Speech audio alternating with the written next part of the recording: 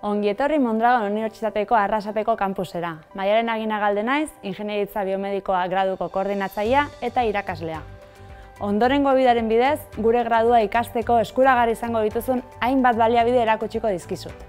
Hainbat espazio ditugu ikasle, enpresen eta ikerlarien eskura. Proiektua garatzeko, doktoretzak egiteko, naiz praktika gauzatzeko. Gure hezkuntza eredu praktikoari esker, ikasgelan landutakoa praktikara eraman ahal izango duzu gure PBL gelatan.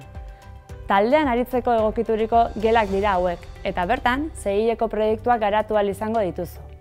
Ikasleak erabilgarri duten biomedikako laborategia hainbat gunetan banatuta dago, non praktika ezberdinak eramaten diren aurrera.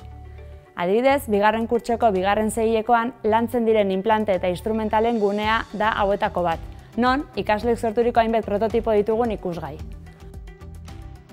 Hortaz aparte, bioseinalekin erlazionaturiko kontzeptuak lantzeko tresneria ere badugu.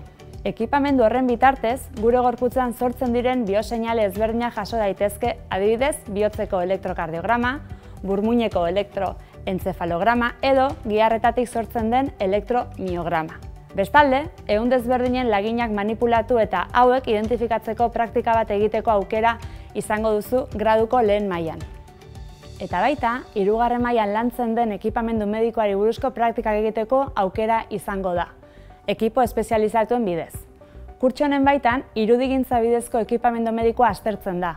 Adibidez, irudigintza bidezko erresonantzia magnetikoa, X-izpiak, ordenagailu bidezko tomografia axiala edo ekografoa. Laborategi honetaz gain, ehun ingenieritza laborategi batekin kontatzen dugu. Ehun ingenieritza jakintza arlo anitzeko zientzia da. Zientzia honek ingenieritzako eta osasun zientzietako oinarriak erabiltzen ditu egitura biologikoak garatu, jatorrizko ehunen edo organoen funtzioa berreskuratu, mantendu edo hobetzeko asmoarekin. Arlo honen barruan, 2 edo 3 dimentsioko zelulen euskarrien diseinua, scaffolds izenez ere ezaguna, funtsezko jarduera bilakatu da.